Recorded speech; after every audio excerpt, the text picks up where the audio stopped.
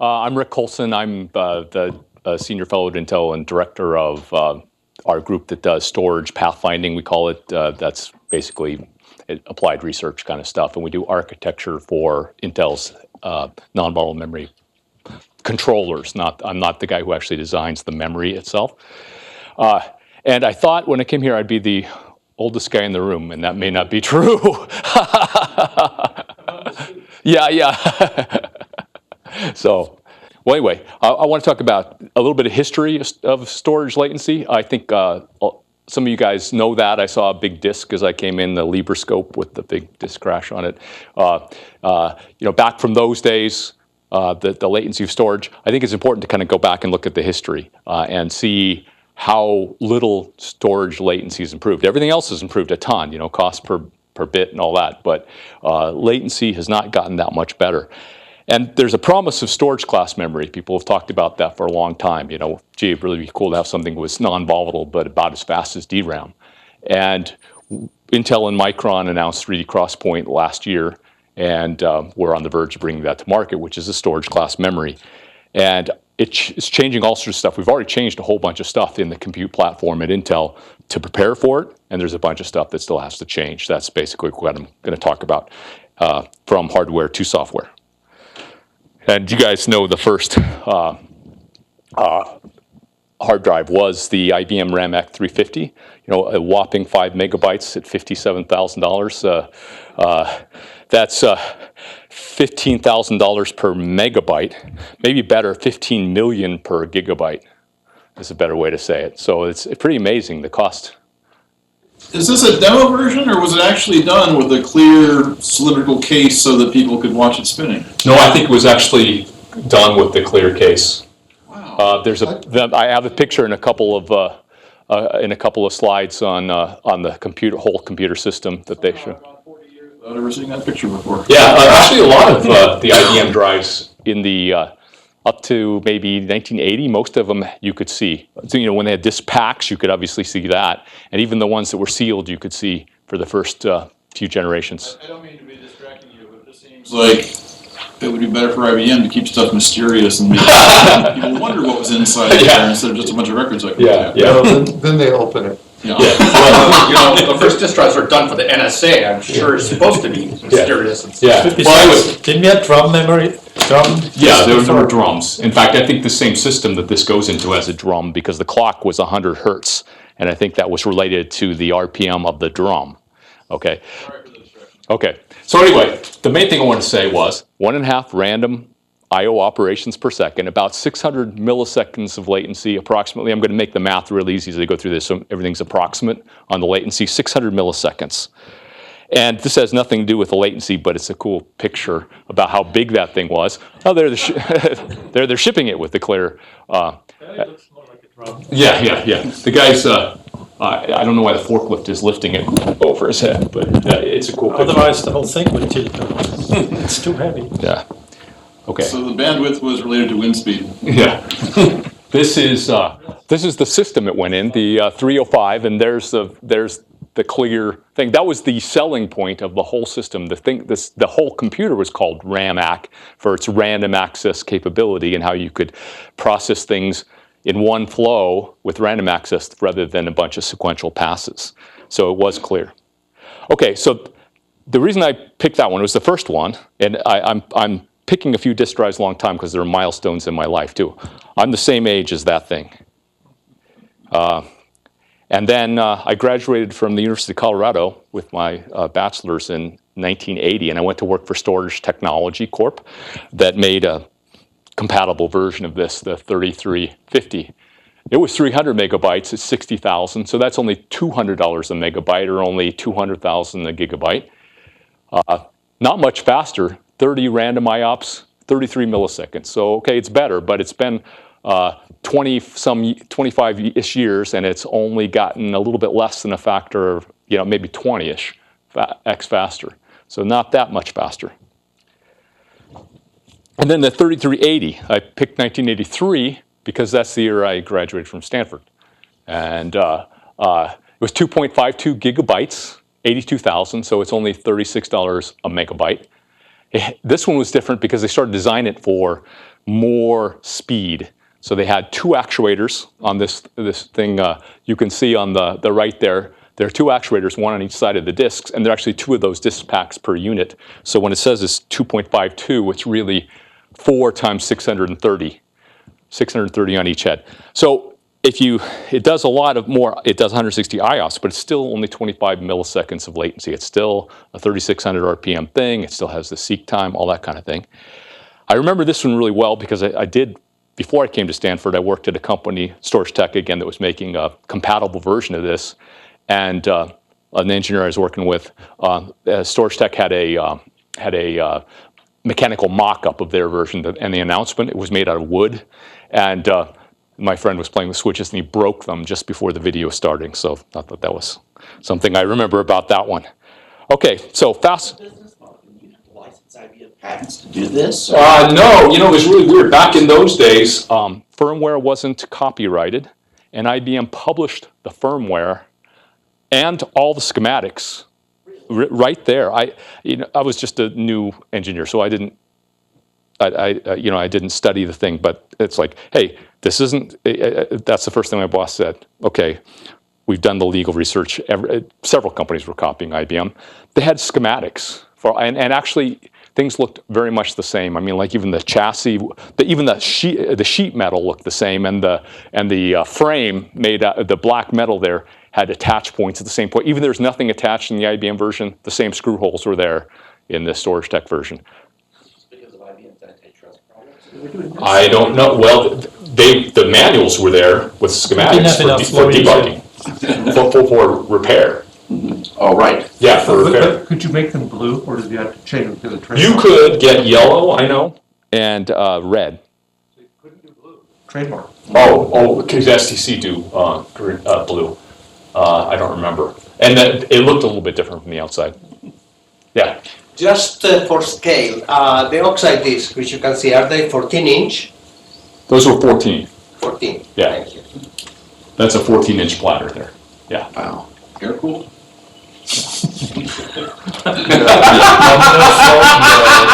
Water. Yeah. Okay, so we've gone from 600 milliseconds of latency now to 25 milliseconds of latency. And then pick 2007. That's just, I just picked that date kind of arbitrarily. 15K RPM drives were pretty common for high-end applications.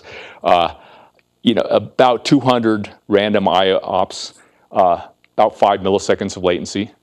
I picked 2007 because actually things have kind of gone backwards since then a little bit, because SSDs have taken over the performance part of hard drives. So hard drives have actually, 15K RPM isn't getting any investment, it's dying. So today then, you're at the 10,000 RPM drive. I don't put a cost on here because there's so many different vendors and so many different optimization points. My point is latency.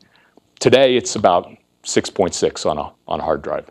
So the best ones that you would economically buy. So 600 to 600 milliseconds, 6.6 in 59 years. So that's not very good, about 100x in 59 years latency. Everything else has been good. Well, that's why the whole concept of a SSD was economically significant, because we're not getting much traction here with hard drive latency. And the way people were, so today's best NAND SSDs are on an interface called NVMe that I'll talk about a little bit more. That's on PCI, which is it's not on a special storage bus. It's now going back to the general purpose bus that used to be used for graphics, not anymore, but it's on a very fast bus, special command set, low latency. It's about 60 microseconds of latency. It can do tons of IOPS, but 60 microseconds. So what I want to say about the problem here was in servers, what was happening is you were getting so many disk drives that it didn't really work. I remember looking at a benchmarking report on an HP machine. It's called Integrity Superdome. And they're doing this benchmark called TPCCs. and they had 6,000 disk drives attached to it for this benchmark. You can imagine how realistic that was in real life for that kind of system.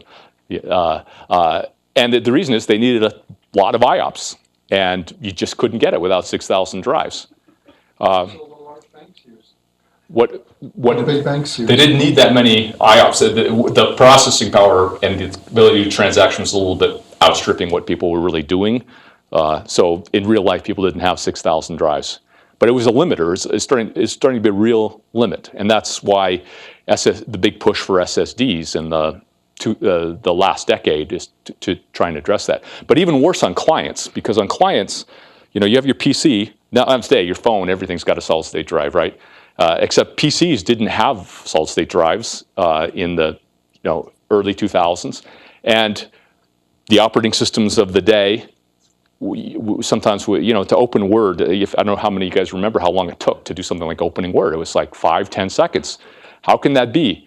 Well, we traced it's hundreds of seeks, if not thousands of seeks, just because of the way the OS was constructed. You could do it smarter, but the reality was that's the way it was. And if you wanted your PC to go faster, then you needed faster storage. And that's why Intel and I were pushing for both faster interfaces and solid-state devices, because if Intel sells, it's Intel's self-interest. You have a faster CPU, and and it doesn't really do much for you if you're dominated by the disk latency, which was really the case for a lot of things. Booting, starting a bunch of apps, games even.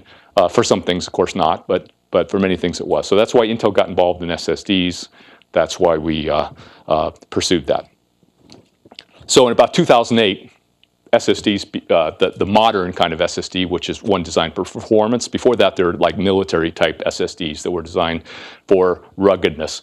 But when we started to add the indirection and those sorts of things to make SSDs fast, NAND SSDs fast, that happened about 2008.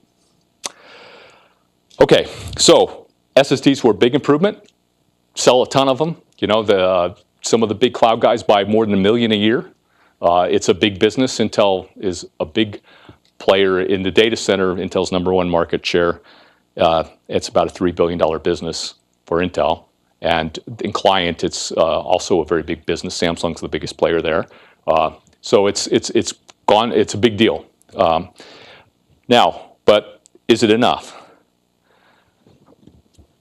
From that first RAMAC to the hard drive, we said that's about 100. In 59 years, it's 100x faster in terms of latency. And an SSD, NAND SSD is great, 1,000 times faster than that. So it's about 100 times faster. And that's because actually you could go a little faster. You go twice as fast, you use SLC NAND, but it costs twice as much. And so the right trade-off for everything right now was to use MLC NAND, 2 bits per cell, or 3 bits per cell TLC NAND. And it takes longer to read. So you get 60 to 100 microseconds of latency. Okay, but at the same time, if you take this RAMAC 305 with the 100 hertz clock, which was a drum storing registers, rotating at 6,000 RPM, compared to a typical microprocessor today, and just to make the math easy, call it 4 gigahertz, that's 40 million times faster versus 10,000 times faster. That's still a factor 4,000. Now, there's nothing magic about those ratios in the, to the IBM, that early IBM machine or anything like that. But it does show that still with SSDs, the latency and performance has not nearly kept up with the electronic part of the computer. So, and how does that, what do people do when your storage isn't fast enough? You add more main memory, and you try and eliminate paging. You try and do algorithms that you do log structured file systems. You do things that make it easier for the storage device or less used on the storage device. But those all have costs to them. Some of them don't have cost to them. Some are just good ideas no matter what. But some of them, like adding a ton of DRAM, has cost and power associated with it. And if you had something faster, then maybe you wouldn't have to do that. So we're still on this quest for lower storage latency. NAND SSDs aren't good enough. So as we drive for lower storage latency, we've got NAND SSDs in there, and I've got another transition then, which is to NVMe NAND SSDs, and then storage class memory, which would show up as either persistent memory, addressed as memory with load store instructions, or a very, very fast solid state drive. So it used to be the media was the bottleneck, seeking on a disk drive or waiting for the rotation. And in NAND, it's still, NAND media still with MLC or TLC, maybe 60 microseconds, maybe a little more for TLC. Media is becoming less of a bottleneck, and as we get to this storage class memory, media isn't really a bottleneck. What becomes red, though, is all the other bottlenecks in the system, because so much software and so much of the system has been designed thinking you have a seeking device out there in storage. So if you're designing a paging algorithm, you're going to figure out how you can sort the seeks, do seek optimizations, spend a bunch of cycles doing that, which has zero impact if you're doing an SSD. It just wastes time. If you're doing a file system, you don't really count the number of instructions you're executing or anything like that. You don't really work on storage drivers trying to get the number of instructions down, the speed up. But when you've got an SSD, then all of a sudden a bunch of bottlenecks pop up. And when you've got storage class memory, then a bunch of bottlenecks start to pop up. Because as I'll show you, well, in a few slides, I'll get to that. So there are a couple things you need to do to lower storage latency from this point to from where we are with SSDs to where we want to be. First, you need to fix the media and make the media very fast, a nanosecond type media, not microsecond media, which is what storage class memory promises. And the second thing is you need to fix the platform bottleneck, software, the way some software is done, buses, command sets to storage. A lot of things that used to make sense don't make sense anymore, and you want to strip things down. So first, the media, storage class memory. A lot of people have talked about this, been trying to do this for a long, long time. It's been, if you take new physics, I think the last new memory type that's really been new, that's gotten high commercial volume would have been flash, back maybe 30 years ago, starting with NOR flash, where you have a charge trap or a charge trap cell.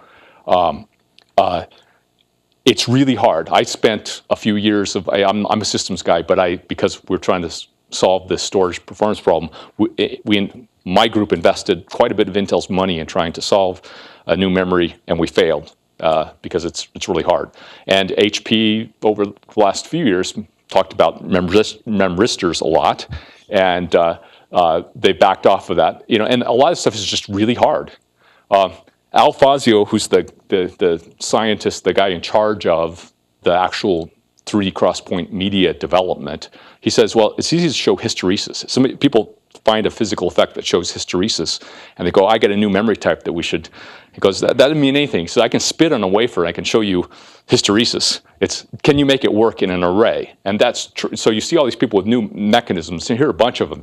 A phase change, magnetic spintronic version, chemical cells forming nanobridges, binary filament cells, switching based on oxygen vacancy drift. These are all changes, things that change resistance in a cell. Flash is a change in charge, and the problem is we keep running out of electrons. Now it used to be that you could talk about when NAND was 2D, which it has been until recently. You could start to count the number of electrons between levels on your cell on your fingers. And so that doesn't work very well when you've got that few electrons working for you. So pretty much everybody in the memory industry has been trying to get this, and there are a couple promising things. And Intel works with Micron. We have a joint development arrangement where we develop NAND and we develop 3D crosspoint together, and we actually have factory together. And then we do a lot of our research, design, and manufacturing together. So this 3D crosspoint is together with Micron. So we announced last year, about the middle of last year, that we think we are ready to ship one of these storage class memories and have it. And what I'm not allowed to say, but the thing that I can say is we plan to ship it this year, this calendar year. So the big thing about the storage class memories, you want something cheap. So you want something that's cross-point. You want a cell that changes resistance, not charge, because charge isn't very scalable. Resistance change is scalable. So you want that cross-point structure. You want no transistors per cell, because if you have a transistor, it becomes very hard to stack. And you want it to be a 3D type arrangement. And you want it to be high performance so that it's almost DRAM speeds. And this next foil is taken from a marketing deck, sorry. So it's in round numbers, 1,000 times faster than NAND, 1,000 times more endurance than NAND, and 10x denser than NAND, than DRAM. So that's what this 3D cross-point looks like. What's the speed relative to DRAM? To DRAM, it's a little slower than DRAM. It's one comparison I heard was it's like DDR2 DRAM in terms of speed. It's hundreds of nanoseconds. What's the cost compared to SSDs?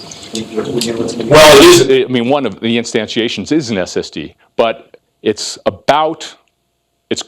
There's a range, but I mean the bookends would be DRAM price and NAND price. It's faster, so it's in between there, and I'm not allowed to say too much more than that. Yeah. For anybody to buy it, it's got to be not the same cost as DRAM. It's got to be substantially cheaper, because otherwise, for some of the uses, they just buy DRAM, and so it's in between there. But the fact that it's about 10x denser than DRAM tells you something about the cost structure, right? Yeah. You talked about different technologies to get to this memory. Yes. Which one would be? Yes, the obvious question, which one is this? We're not saying which one it is until we ship it. Yeah, well, we're not saying which one it is, and that's what everybody wants to know. We spend a ton of money developing this, and so we want to ship it and let people reverse engineer it to figure out what it is. Yeah. What's the endurance by comparison with DRAM? DRAM, it's several orders of magnitude less than DRAM. So if you're using this DRAM, you have to have a controller that manages wear by some form of indirection when you get some very hot spots. DRAM density, though, package density of DRAM is largely package, not DRAM. It's not. It's the packaging that's crap on DRAM. How much of this is just that you're not? That is a silicon area metric. It's a fair comparison. Yeah, So that's a silicon area. It's not that you're. No. If you took the size of a DRAM and I mean of a DIMM or something like that, that would not be fair. Yeah. How manufacturing process do you have? Could you use your current say NAND manufacturing process to make this? Or? We are doing our manufacturing in a factory that also does NAND. Okay, can say that much. And potatoes, because it's micron. Yeah. In a slide or two back where you showed the two layers with vertical slopes between them, is that to double density, or is the issue that it's a ratiometric thing between the top layer and the bottom layer, for instance? You're tapping a bridge and getting the data from that. Well, there's a little animation in the video that might explain that. If not, ask me again. So the way this is planned. How stackable is it in comparison to DRAM? You mean like die stacking? Die stacking. Yeah, it should be the same as NAND today. We stack sometimes 16 die deep in a package. Sometimes you get some yield loss, so you really want it. If you're going to stack it that deep, you really want it. But we think we can do the same to this.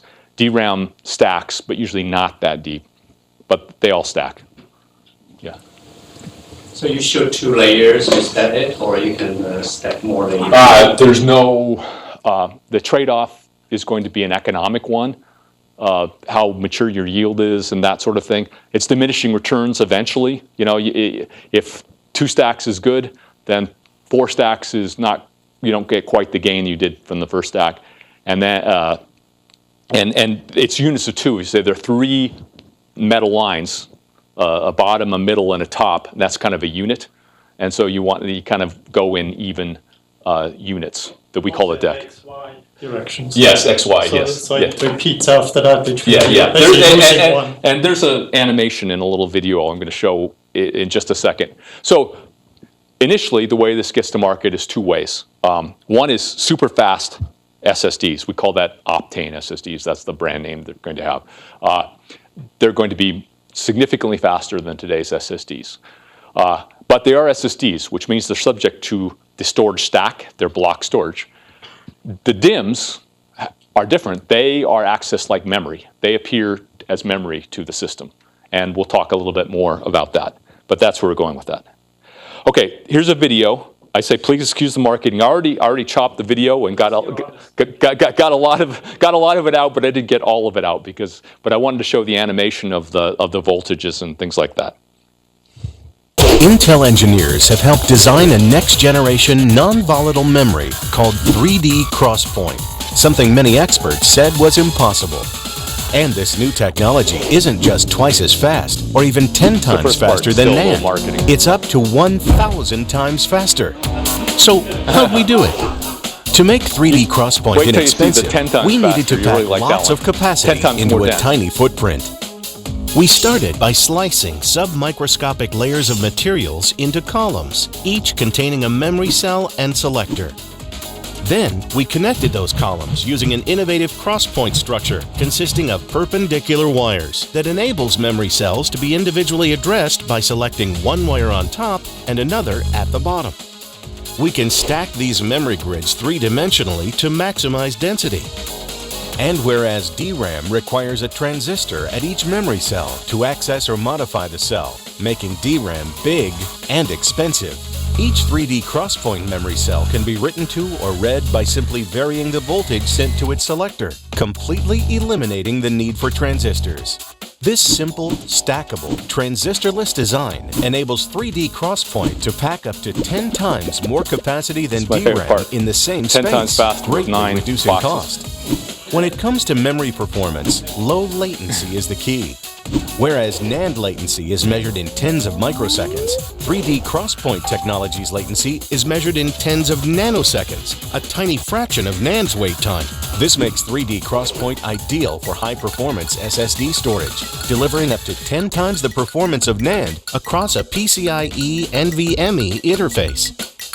Plus, 3D XPoint Technology's lifespan is not significantly impacted by how many write cycles it can endure, which means it can simultaneously serve as a single, high-speed, high-capacity pool of system and storage memory. There you have it, a truly disruptive memory technology that's fast, inexpensive, and non-volatile. Okay, I'll get off there. Got a 4x4. Presume they're larger than that? Yeah, they're way larger than that. They're basically the same size as NAND. I mean, we couldn't come out with something that wasn't in the same ballpark as NAND. So they're small. The 10x density is based on two stacks, or what? What density? You have 10x density compared to. Oh, it's based on the two stacks. Two stacks. Yeah. Okay, so one of the things we wanted to do last year at Intel is this conference called IDF, and last fall we did a demo and ran an SSD. I didn't bring it today; it's a little cumbersome, and plus, but we want to show it that it was real, that we had actual devices working. And I'm showing this. Then there are a couple of good things about it. First of all, it's queued up to 1, which is sort of a latency measurement. You're doing one thing at a time. It's about 7 point something faster than our best NAND SSD, which we're comparing to. And we did a bunch of things, queued up 4, queued up to 8, whatever. And it was always about 7-ish. And mixtures of read-write, it was always about 7 faster. Okay, well, and the thing is, well, didn't you just say it was 1,000 times faster? Which we did. And here's 7 times faster. That's because it's presented as storage. And the thing is, if it were infinitely fast, if there were 0 media time, it would be 7.8x faster or something like that. It's all now block storage stack latency. And we'll talk about that, which is why I'm going to talk a little bit about block storage and what we're doing on that, but mostly talk about memory and how you transition from a block storage model to a persistent memory model. which is a long-term transition. So we'll talk about that. So 78,000 translates to what, 10 microseconds? Yeah, well, a little more than 10. Yeah, and I'm going to break down the stack. I'm going to say how much is media latency, how much is moving data over a bus, how much is software latency. I'm getting to that right now, in fact. So the left bar is a NAND SSD, and the dark blue is the media time, actually what it takes to a NAND read. The lighter blue is how long it takes to get from the NAND die into your controller that controls the SSD. And then the green is things like ECC, the darkest green, error correction, because you do a ton of correction on a NAND drive, like more than 50 bits per read are corrected usually, or a lot. Then there's controller firmware that does all NAND drives that are have any speed to them have indirection systems in there. You never write, if you're writing the same sector over again, and it's never written in the same place. That levels out the load, but it also takes random writes and turns them into sequential writes, which NAND is good at. NAND isn't really that good at random writes. Yeah. So that's those times. And then you've got to get the data from your SSD now into the system. That's that light green bar. And then you've got to get, once you're in the system, there's a driver that receives the interrupt and all that kind of stuff. Then there's the storage stack, which is miscellaneous stuff, not the file system, but SCSI drivers or whatever, legacy kind of stuff that doesn't need to be there in many cases, but it is. So the point is that you can see here exactly why it's only 7 point something faster. Now, first of all, 7x faster is really good.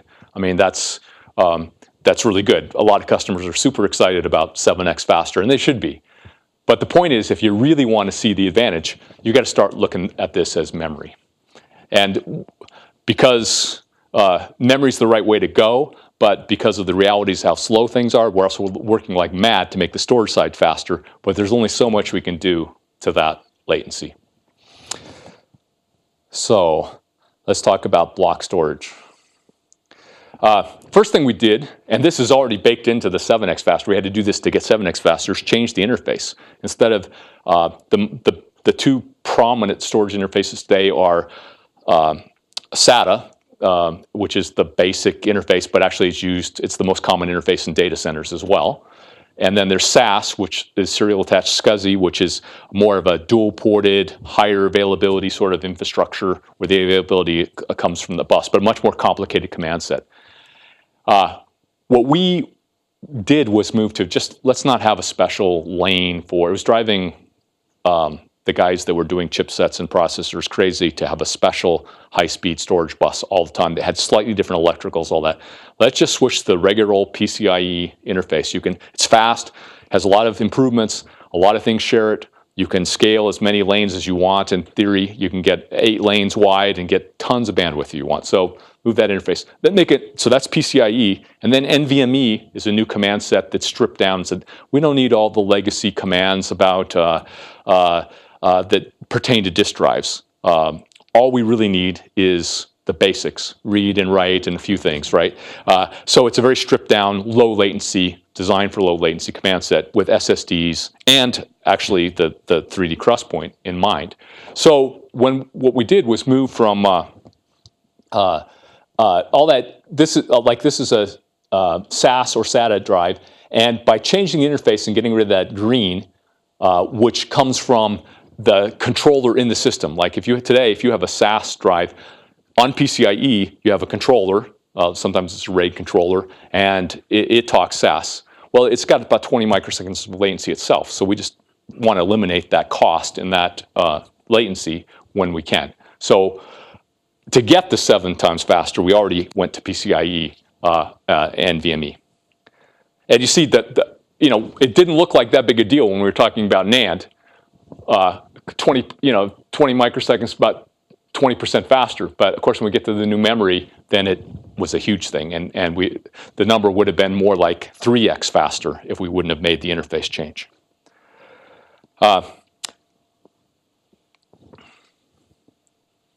Okay. And this kind of shows that in another way. These are different configurations of different numbers of drives to max out SATA or SAS or PCIe, and different numbers of CPUs too, because actually the devices are so fast that you need more CPUs than you do SSDs sometimes to drive things through the storage stack. But you can see low and to the right is better, lower latency, more IOPS, and the bus is delivering that, so that's good. Question? Yeah. In the previous slide, you showed the large bar on the latency, this one, on Yeah. the latency of the HDD, which I assume to be the rotary latency of a single device. Yeah. However, you don't operate with a single device. You operate with large arrays that you address. Yeah, but you can have a million devices and your latency is still, this is the latency. The number of IOPS, you get a lot more. So even with SSDs, you get a lot of IOPS, but that's because of parallelism, not, like I said, an SSD, the one I showed is Intel's best SSD today. It does about 10,000 IOPS if you do one thing at a time. It can do 500,000 easy, but then you got to do 50 things at a time. So yes, that's what people do today. That's where the 6,000 drives I was talking about before came. If you need a bunch of IOPS, you need a ton of drives to do it. And that's kind of, that's a broken bar there. So if the vertical axis were IOPS, this drive wouldn't look that bad. Well, it depends on how many. You can get theoretically as many as you want, but the metric we use actually is dollars per IOPS. That's how we sell SSDs. It's not the metrics are dollars per IOP and IOPS per terabyte, because if you have a certain density of access, if you're Facebook or something, and you know that in some level of your storage tiers you need 500 IOPS per terabyte to satisfy that. What's the cheapest you can get? 500 IOPS per terabyte. You can either destroke or shard on hard drives, but you end up having a bunch of them, and so it's actually cheaper if you care about IOPS. If you only care about cost per gigabyte, then hard drives are by far the cheapest. But if you care about IOPS, then it's cheapest. So it's the reason those guys are buying millions of SSDs is for that reason, that it's cheaper for them for that tier. Like they have a hard drive tier underneath that where they don't need much performance at all. But in any of their performance tiers, it's cheaper for them to get SSDs. Okay?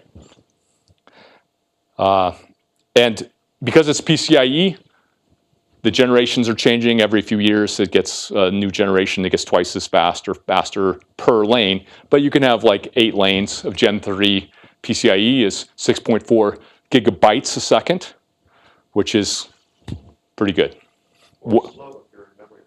Yeah, it's slow if you're in memory, which is one reason why we thought about putting memory-like access on PCIe, and we decided that didn't look like it made sense.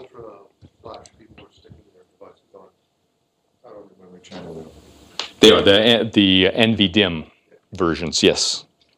Yes, and sometimes that makes sense, sometimes it doesn't. But okay, the few things about storage stack, and then I'm going to get into memory. Okay, so we already said this. It was designed with hard drive latencies in mind for the most part. Not that much has been changed to comprehend faster devices. So some things can change, like paging algorithms. And one thing, that was always a rule, if you page, that's bad usually, right? And so we've done, well, maybe not. Maybe the rules change. Maybe if you can page at 10 microseconds, who cares? It turns out you probably do because of energy maybe, but actually for performance in a client, you don't care. We did a little demo a while back where we took a PC and we restricted to 56 megabytes of memory and ran a side-by-side demo with a 8 gig system. You couldn't tell the difference. And then a little meter on the paging, 200,000 pages a second, page misses a second. And that was okay if you're fast enough. Yes? Is this impacting Linux? Yes, and I'll get to that too. So One thing that's really interesting is if the memory's fast enough, like a few microseconds, is the right thing to do to have an interrupt anymore. It turns out it's actually faster and takes less OS time if you will have QDEP1 to poll now. Because by the time you go and set up an interrupt, it takes 6.3 microseconds of OS time to set up and receive an interrupt. If you poll, and the device took 2.9 microsecond, or 4.4, 2.9 of that you'd be polling, but you add it all up and the OS cost is 4.9 microseconds versus 6.3.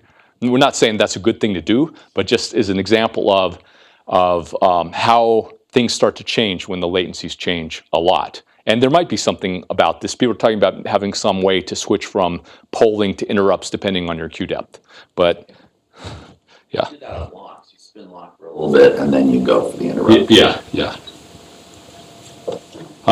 Now another thing that comes up when you've got low latency devices, I mean, in most real applications, a write doesn't really count until you've written at least 2 places, right? Because you can't, if you're a bank and you write to a single storage device, you can't call that good. So how do you maintain this idea of having a few microseconds of latency when you replicate to a different system? So there's a SNIA standard called NVMe over Fabrics, which is the stripped down command set packetized for any fabric or Ethernet.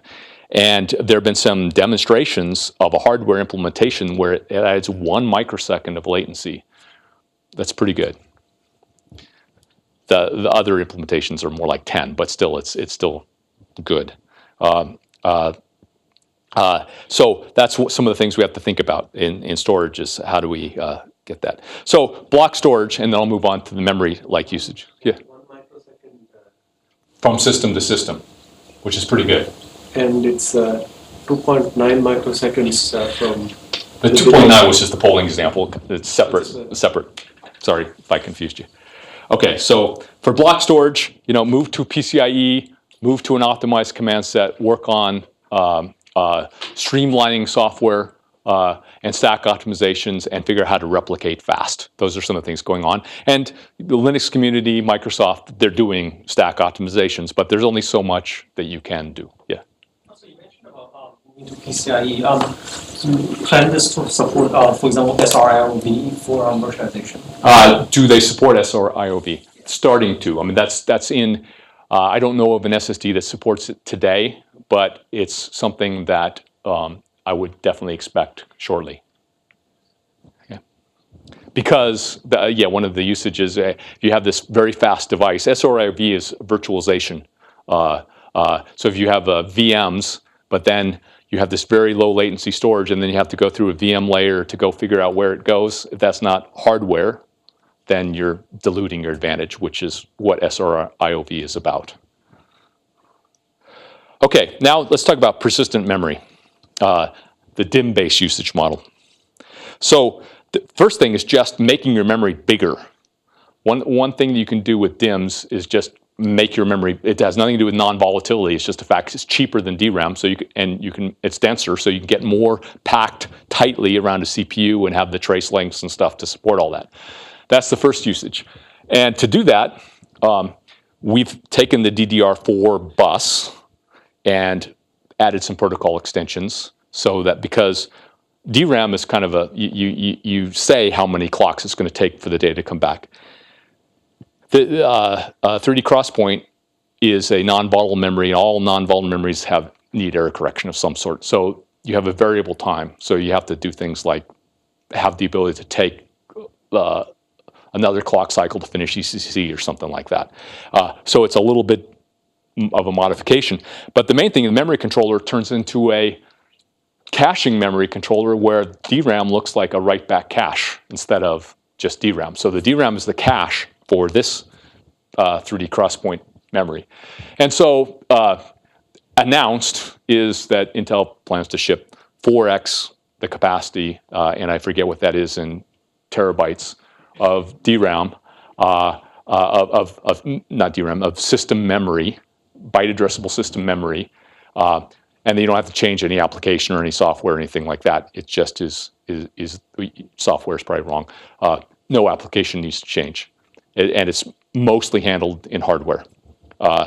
So that's the easy usage. Storage, SSDs is one usage. The easy memory usage is just a bigger memory. Then the hard memory usage, which I'm going to talk about from now on, which is using these same DIMMs as persistent memory, which means it's storage, it's non-volatile, it's retained from, over power cycles and all that kind of stuff. It's not like DRAM, so it has to be treated completely differently. Yes? Is that DRAM and the Crosspoint all in the same package? Or on the same chip? Or? No. It's the way it's shown is actually two DIMMs on the same bus.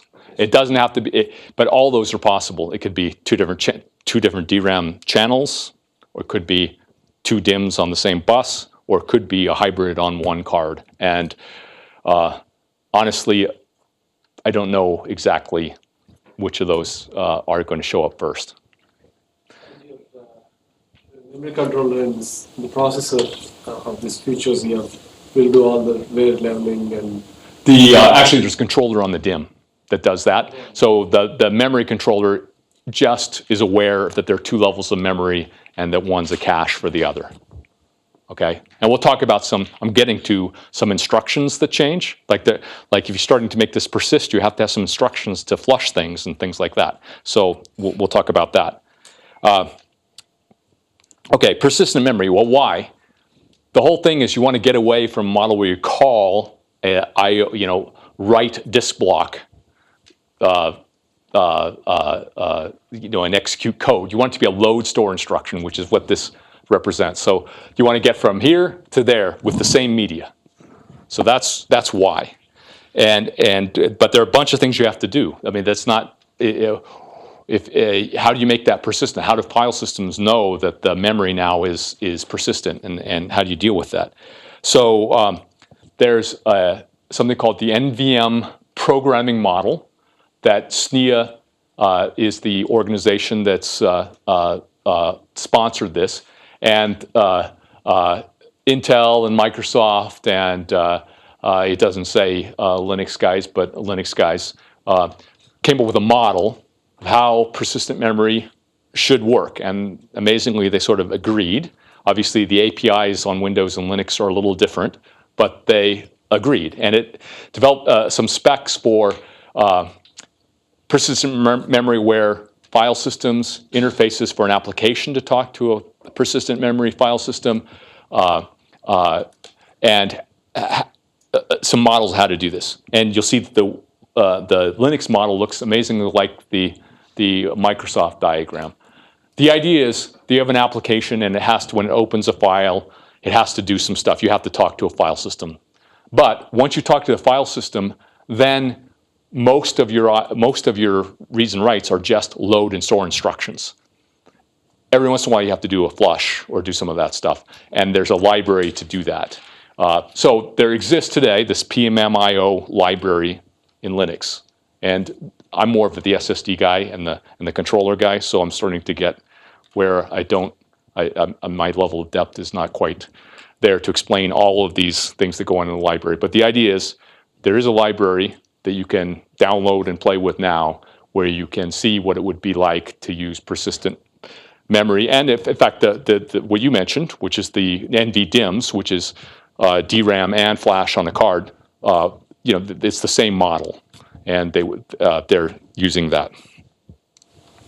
And then the idea is that when you, instead of doing something like the msync or flush view of file, you do something called pmem persist that takes care of making everything persistent, which means there are two ways you can do that. One, you can have a system that guarantees the power will stay up for a certain amount of time, so you can do all that at the end, when the system is power failing, or you can take care of it, meaning you don't want to make any guarantees about your power supplies or anything like that. You just want to take care of it with making sure it's actually flushed.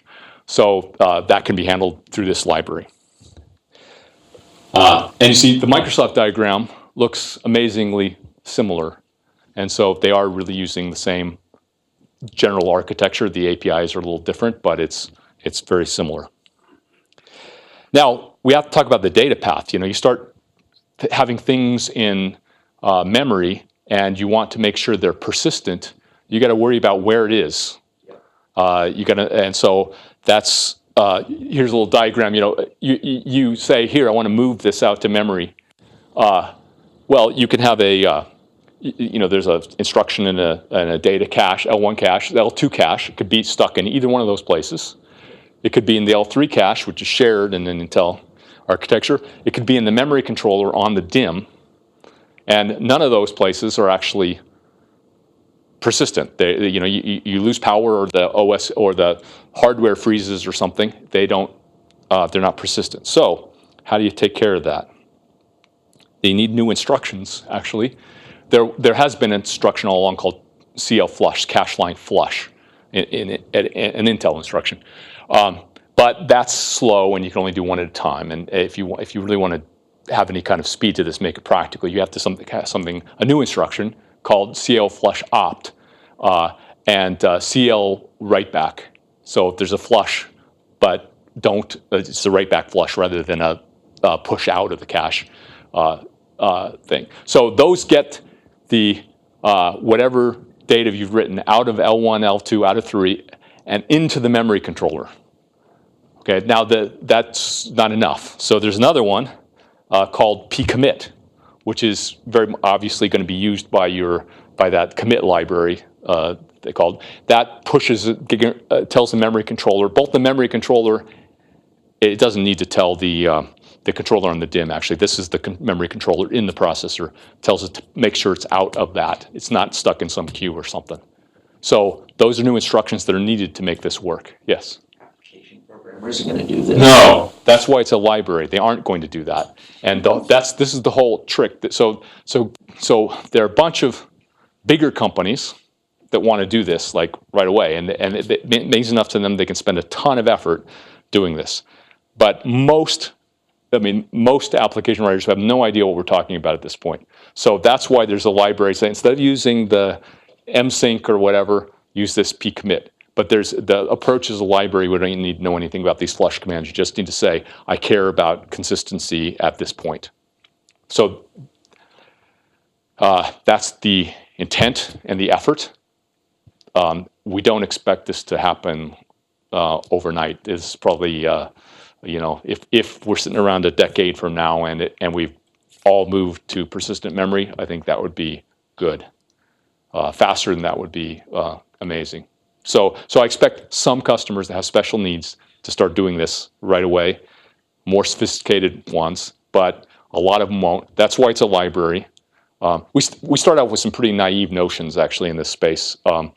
And the customer said, well, when you're persisting stuff, there's some regulatory requirements. You need to have some filters in there that can track things and all that. So we had to put all that into the libraries, only at the commit points, fortunately, not at the individual IOs, but still. I assume the commit points are not real frequent on an instruction by instruction basis, more like from time to time. Yeah. Thousands of instructions. Obviously, if you did it very often, you might as well use the block storage. So when you say new instructions, there clearly needs to be some kind of a new function being performed within these libraries. You make it sound as though you're talking. Let's suppose, for instance, this might be used on an x86 style processor, hypothetically. Yeah. Are you talking about an instruction at the level of x86? Yeah. These are x86 instructions. Now, what I'm wondering, though, isn't this sort of a macro function where it might be able to do this in the form of a memory controller command of some sort using instruction instead of having to have a new instruction, write to a register to say do this. Treat it as an IO. I think you could probably do that. To whatever extent you do other memory controller commands indirectly with a sequence of operations, wouldn't that swallow up with a long delay between the commit points? I would think that the ultra efficiency should be a lesser concern. Yeah, I could say I don't understand the trade-offs enough to really add anything to commenting on that. Yeah. Has any thought been given to ARM land and cell phones? Well, we're Intel. So that's probably not where we're spending our ergs, is making it work on ARM. But I would be surprised. I would be, Crosspoint conceivable for a cell phone? Sure. I mean, we've taught with, absolutely. They put x86s in cell phones. Some. That happened. There's nothing about the memory that is so Intel has a controller and a DIMM, and we've added stuff into our processors. Other people will probably do something like that too. Yep. But the specs on the bus and everything are all open? No, not necessarily. For some For our DIMMs, they're a derivative of DDR4, a derivative of. Yeah. So just like actually, so let's take NAND. Intel is a pretty big NAND vendor, not the biggest. We don't sell any NAND as chips. It's all as SSDs. And our model is sort of the same as this. Now, I did mention Micron's our partner in developing the technology. Micron has a different view of the world. Micron sells NAND chips. They'll probably sell these chips. But Intel's model is to sell it as SSDs or DIMMs. The interesting thing here is I can take an x86 process-based system and use pretty much any SSD. The memory is part of this. Yeah, SSD buses are open. NVMe is every SSD. Memory buses, say, there isn't an industry standard today of a bus that allows these insertions of delays for error correction. So you have this pre-commit that takes care of making sure that data goes there. But earlier you showed a DIMM, the DRAM DIMM sitting in between 3D cross-point. Oh, okay. I should say that was more of a. It doesn't necessarily mean everything. They don't have to be on the same bus. So they were just drawn that way. There's not one in front of the other, and they could have been two separate buses. The memory controller handles moving stuff from one to the other.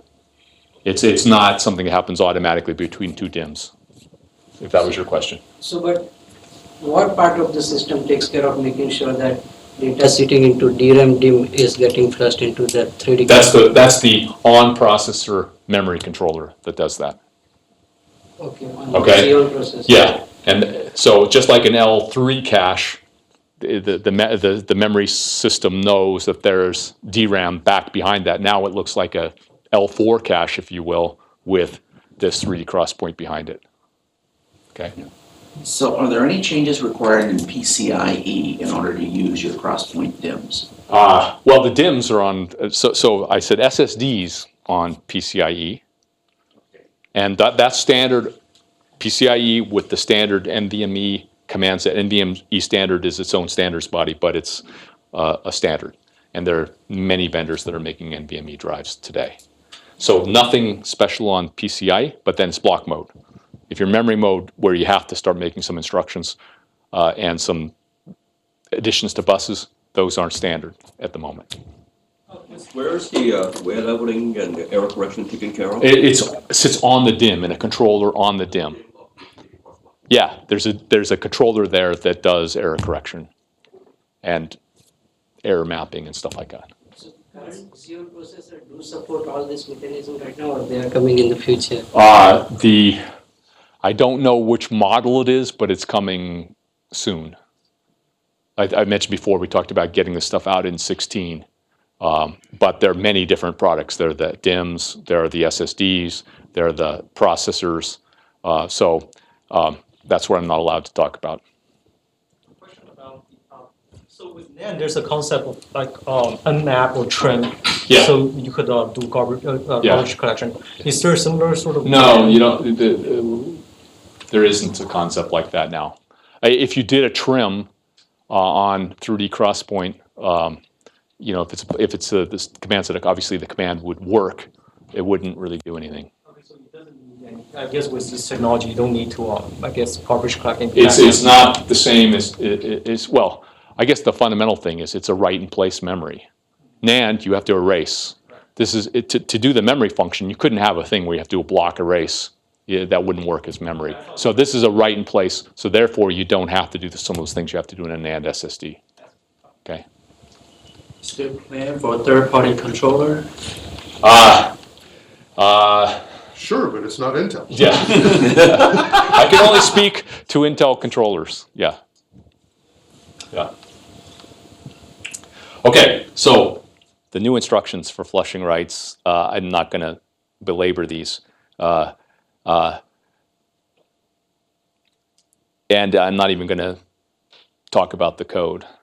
I will say if you're interested in persistent memory, there's a ton of stuff going on in SNIA and other organizations about how the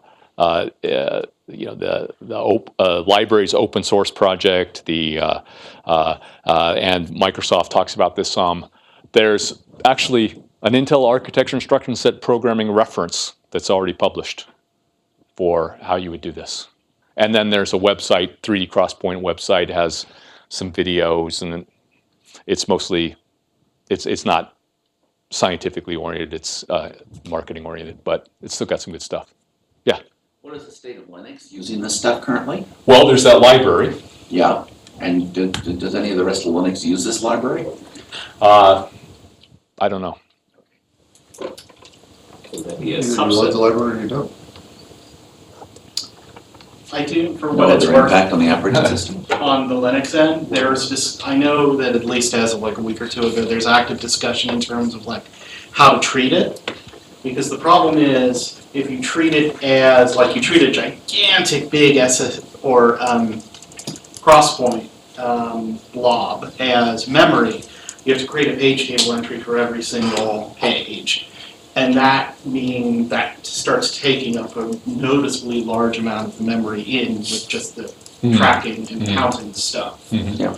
And so it's the same problem there as you have with latencies and stuff. So they're discussing that right now and trying to figure out should they support one way, 2 ways, or probably both ways. I think what we think is this is early in the persistent memory thing. Some people are very motivated to do it, and they'll figure out ways to do it. I think there's going to be a lot of optimization and architectural tweaks, maybe new instructions that people come up with. This, I mean, part of the reason for talking about this is it's a ripe area for people to look at and figure out what is the right way to do some stuff. There is some agreement, but there's a lot of stuff that's open. Yes. You plan to release the slides? Yeah, I was asked to. I will. Yeah. I think it might already be there because I already gave. Sometimes they don't put it up. It's just on the video. So. Oh no. I'm supposed to put it up. Yeah, I think they're supposed Yeah, to. These are public slides. Yeah. Yeah. Yes. You had commented a while ago that non-volatile memories always need error correction, and you're using the form factor and electrical interface of SIM, or DIM, but something about the correcting may add extra time. Is that a deterministic thing you put in, or does that depend on worst case combinations of errors? Let's see. The one issue is just adding extra clock cycles. The other is doing that in a way that's unpredictable. Yeah. I think we do it right now in an unpredictable way, but I'm not 100% sure because you do. The error rates are different for different non-volatile memory technologies. NAND has been pushed so hard that NAND has, the error rate is like 1 in 10 to the second, the raw error rate, 1 in 10 second, 1 to 10 to the third. So you have to have these huge code words, and you have to have, it's a big deal. We knew if we were going to use this in memory, we knew the error rate had to be lower than that, so you could be efficient with small blocks of ECC. And since we don't have to do that much correction, it's much faster, but I still think if you do no corrections, it's clocks faster than worst case patterns. And in NAND, it's really complicated because there are LDPC sort of algorithms, which you go back and sometimes you read with margin and figure out which bits are the ones that are questionable, and it can take a long time. So to be clear, right, you're saying that depending on successive references, depending on the patterns you get back, the correction might take 2 clocks, or might take 3 clocks, or might take 4 clocks, and so you don't really know up front at what point the data will get back to you. Yeah, it's all sort of like wait states in the classic days. Yes, but it's all very low. It's not like there's NAND is completely different than NAND. You get some events that take hundreds of microseconds to recover from that are around error correction and trying really hard. This memory does not have the same sorts of error rates, and therefore you don't have to try that hard. And you couldn't if you were using it as memory. Has that always been true of memory? Well, here's the thing. NAND used to be, like 10 years ago, it would be unusual to see a 1-bit error. But just like hard drives, it's like the saying is, if you don't get a lot of bit errors, you're not trying hard enough. You haven't pushed hard enough on the density. So NAND is exactly the same way. It's like, hey, if it's possible to error correct it, we're going to turn all the knobs on density, and we're going to have a high bit error rate. And so that's the way NAND is today. It's like, if you don't have the ability to correct 50 bits in a page you read, you know, but you don't see anybody putting out NAND that has 0 errors per page, because that means they're not trying very hard, and it wouldn't be economic. Yeah. Power. One of the things, I mean, DRAM is wonderful from power point of view. Yeah. And NAND, and all the flashes are actually bad. Yes. In fact, it takes, you have to, which is why RAM disk actually makes a lot of sense, because the refresh power can be dwarfed by the access power. Yes, yes. And in the data center, unless you're letting data sit around for a long time, you don't sit in production mode. Yeah. Data centers don't lose power, et cetera, et cetera, Yeah, et cetera. yeah. So where does Crosspoint fit in that power thing? Well, it's not the power metric is, what is it, not at the cell, at the array, and then with the controller and all that kind of stuff. So when you compare at that level, it's better than. But it's not like, the power is not going to be a reason why people say, I must have this memory. It's not going to be a reason to prevent people from it, but it's not, at least for now, going to be, I must have this because it's saving me a ton of power. Okay. So They just say, on your Crosspoint packages, for random access packages, you aim for the same ECC rate as you currently get out of DRAMs approximately? No, higher. DRAMs, you know, you can run a lot of DRAM doesn't even have any error correction on it today. Okay. And data centers do, Yeah, but PC clients usually don't. And and actually, I think now, if you talk to the Intel memory controller guys, they say that's great. We pushed back on the DRAM industry and said you have to eat any higher error rate. But with my hat on, I say you'd get cheaper DRAM if you would let them have more errors. And just like you get cheaper NAND or cheaper 3D Crosspoint if you let there be errors and you just handle that. So, But the current ECC bus, EC doesn't have that much error correction. no, it doesn't. It doesn't, no. But that doesn't mean you can't do. That's if it's DRAM, right? Because that's a spec defined. If you have an extra bit on that comes out of the device. You know, you have an ECC bit or 2 or 3 or whatever. Yeah, it's all standardized, and so it's not that efficient because 1 it's byte per 64-bit word. Yeah, something like that. Yeah, and so this is different. This is like whatever protection there is on the memory bus itself, but then at the device, it's just transparent. You don't know whether we're using 50 bits of extra or 1. You don't know. We're just saying you won't see errors on this bus out of this memory. But right now you get a certain rate per cache line, right, out of DRAM. Yeah. So the idea is not to worsen that. Definitely as seen by the processor. Yes, as seen by the processor, not to worsen that. Absolutely, yeah. Yes. So does the controller manage the uncorrectable error bits? Does it replace it with a spare bit or something like that? The control, I'm not sure what you mean. If there was an incorrectable error, it would say there's an uncorrectable error. We're trying to make sure there aren't uncorrectable errors. And if that happens, that whole module or that memory chip become bad?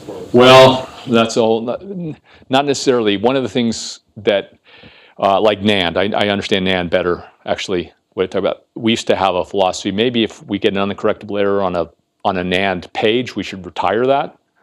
And we looked into it, the reliability aspects, and it's just random. Unless there's actually something physically wrong, there usually aren't weaker. There are weaker pages, that's for sure. But just because something had an uncorrectable doesn't mean you should retire it. There are, you know, in NAND, gosh, the page number matters a lot. It's amazing the difference in error rates in different parts, and so when you design ECC, you have to keep that all in mind. But it's not such that you can say, oh, let's just retire that page or this other one will be fine. At least so far. Yeah, but yeah. Could you elaborate a little bit more about endurance? I think you say 1,000 Yeah. better than NAND, but NAND today is about 3K cycles, so is 3K, 10K. Well, 3K, yeah. So it has to be the combination of the memory controller and what it does inside has to make sure that it doesn't wear out. DRAM's up there 10 to the 15th or something like that. This is not 10 to the 15th memory, but the number of actual locations that get hit is very small. So there is some provision for that. The controller has to be aware of that. The controller guarantees that you're going to have a lifetime without wearing out. At the DIMM level or at the DIMM level? At the DIMM level. Have you thought about denial of service attacks like this? Yes, of course. Yeah. By wearing out something. We thought about it. I can't say that there's that I can prove to you that there isn't something one could do, but yeah. Could you at least detect them? Yeah. Well, like on an SSD, I could say there's not the simple denial of service of saying I'm going to do all my writes to one sector. Mm-hmm. You can do that forever, and you're not going to wear out the SSD, or at least a good one. The memory controller is a little bit different application. I don't know all the details there. I think you also said something about the software, the firmware that the controller has to execute per transaction is very increasingly complicated. I think you said you need you might have need a lot of processors in order to keep up a lot of outstanding transactions. Okay, that was you need a lot of Xeon cores to keep a big SSD busy. That's Now, I also made another statement about the firmware in the controller for a NAND controller is complicated, and it is, and the 3D XPoint controller, since it's a memory controller, the architecture is different, and the role of firmware, obviously, if you're going to have firmware involved, it's not going to be very fast, and so it's designed differently. Okay, maybe that might. Firmware is intrinsic to a NAND SSD for sure. When you have a memory controller at those speeds, you can't execute firmware in the normal case. Are you likely to have the controller chip itself perhaps have many cores on that controller in order to be keeping several threads of accessing and correcting and indirection? Yeah, it might. I mean, some of our NAND SSDs have multiple cores. Yeah, sure. So you mentioned that the 3D XPoint at this point is not yet compatible from power consumption point of view. It's not.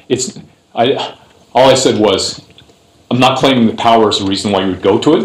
It's not. It's not a negative, but it's not a positive where you say, "Oh, I'm going to go buy this because it's lower power." So what needs to happen to make it these settings? Well, we're talking about getting the first generation out, which is very hard. Once we get the first generation out, then I can guarantee you we're going to work on power and density. Power, density, and density is basically the same as cost. So.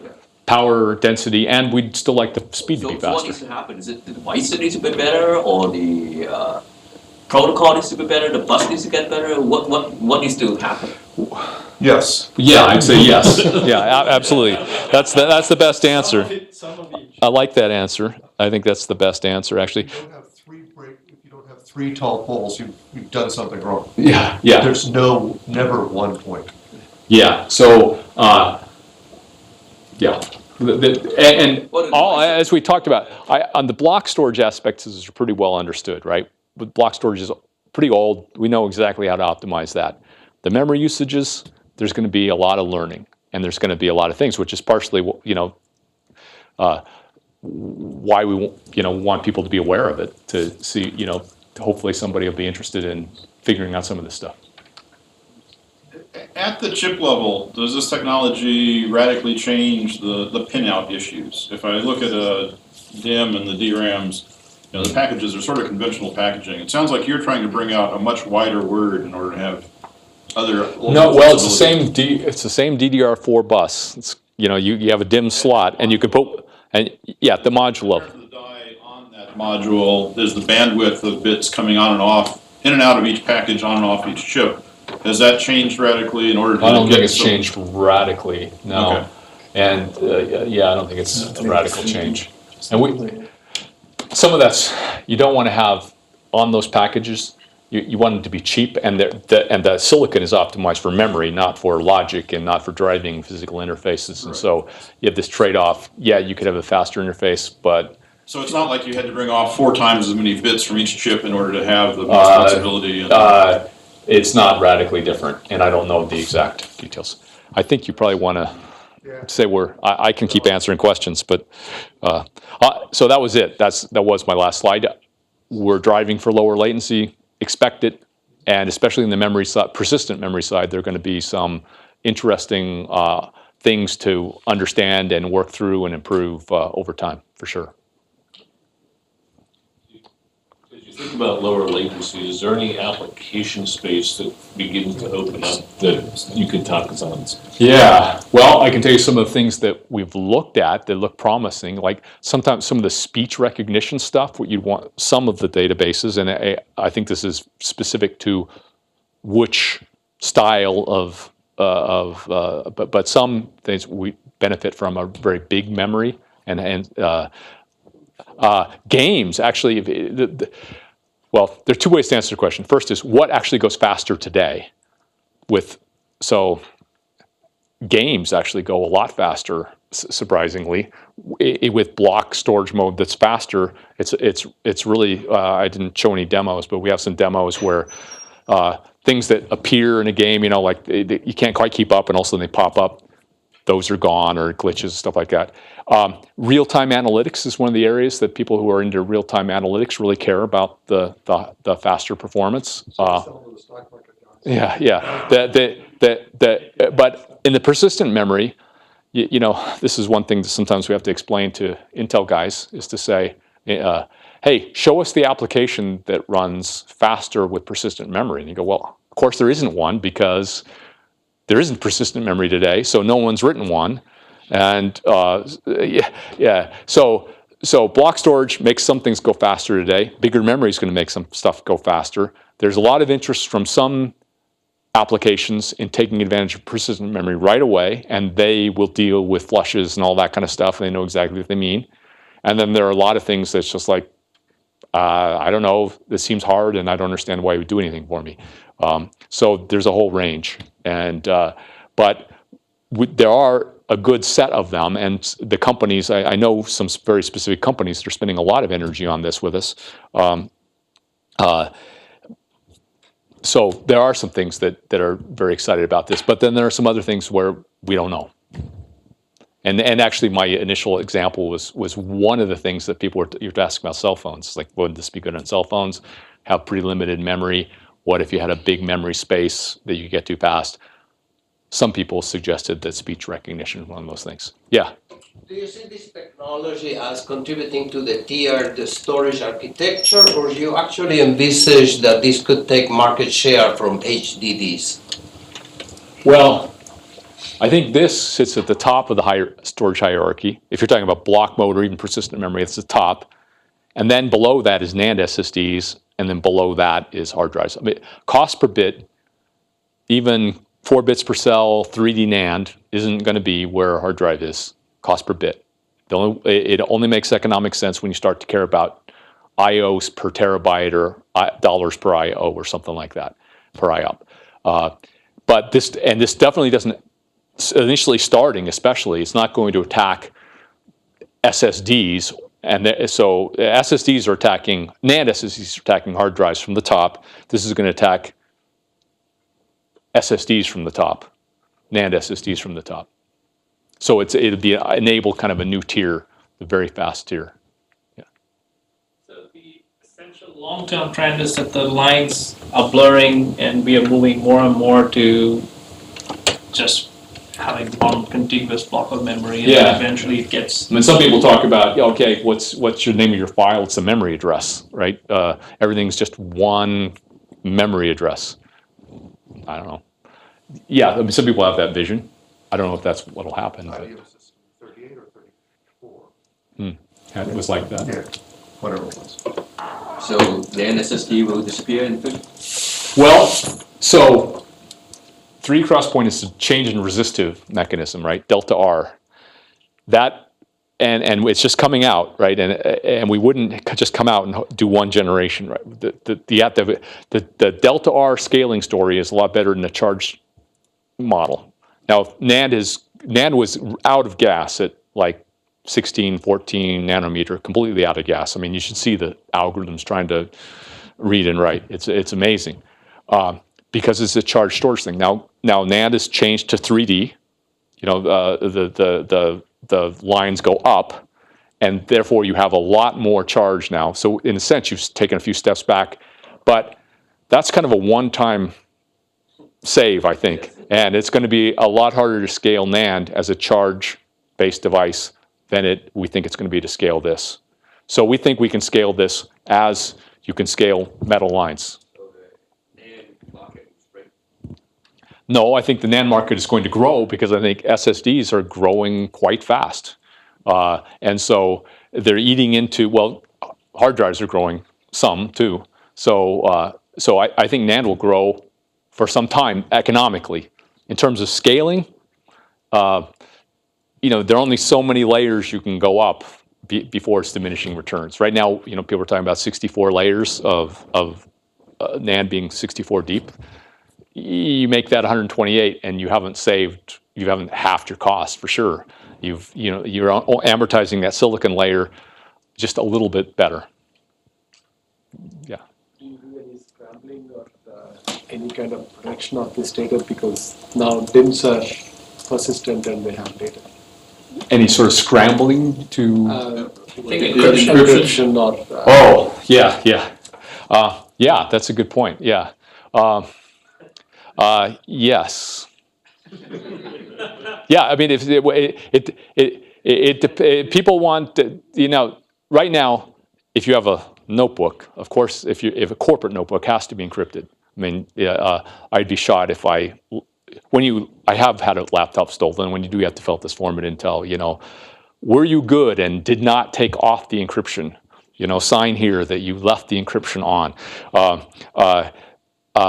Data centers are just starting to think about encryption because what threat are you're guarding against a stolen laptop, but a data center, you're guarding against somebody physically stealing drives out, a disgruntled employee. You think about the threat models. The threat models are a little bit more advanced than the stealing my notebook, so they're a little bit behind on moving to encryption, even for hard drives or SSDs, but starting to.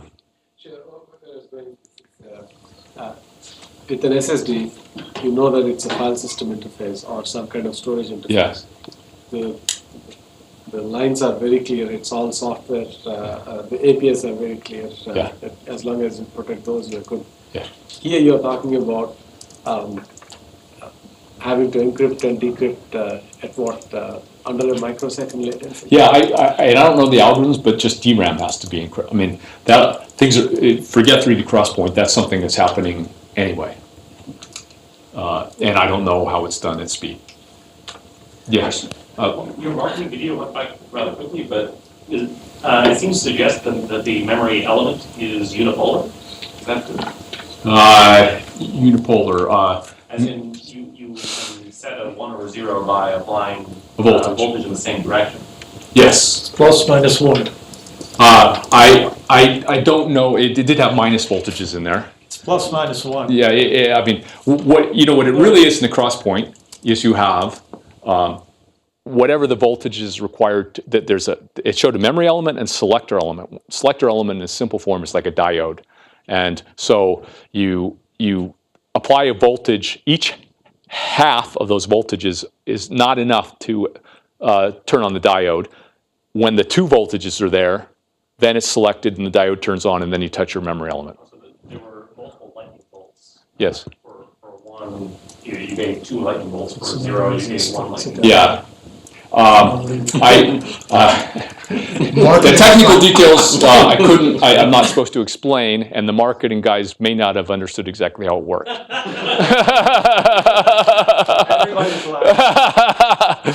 Yes. When you write a cache line or read a cache line, how much of the energy on that cache line is to the controller, and how much is to the memory? That's a good question. 6. Yeah. I am pretty sure it's dominated by the media. Okay, that's good.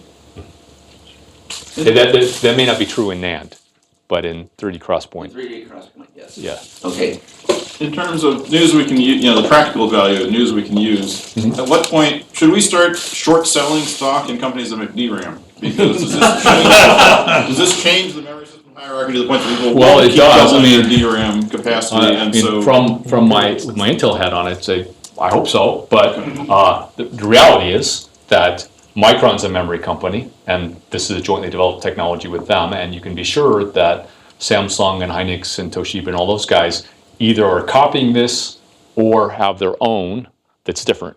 but when we think about classical DRAM models, Yeah. people keep buying as Do much I as think they this afford. impacts the percentage of DRAM versus this? Yeah, I think it does. But I don't think that means it's anything about the stock value of Samsung, because I think they'll try to participate in this as much as they can. But all of the classic curves for 20, 30, 40 years of DRAM production have always shown this exponential rise forever.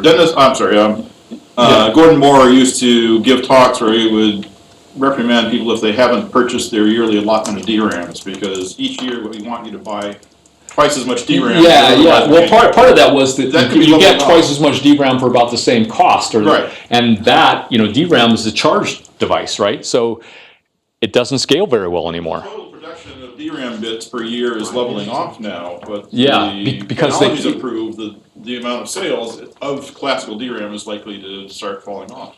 Well, partially because they can't make it more dense. Yeah. And that's, this is one of the disadvantages now to for whatever reason, DRAM was conceived and is mostly designed as a perfect memory, whereas NAND is, everybody accepts it's not even close to perfect. That will do everything possible to make it cheap. And that starts to hurt DRAM while it's trying to scale now, because there have been things like this thing called row hammer, which is a pattern that screws up DRAM. Right? And systems aren't really ready to deal with that and don't want to. They say, well, it's DRAM, you fix it. And so DRAM has scaling problems, and we think this does not, and therefore that, you could possibly have a cost crossover. Same thing with NAND, certainly not right away. But you do plan, is it going to be a persistent feature of the architecture that you have a DRAM cache in front of a cross point?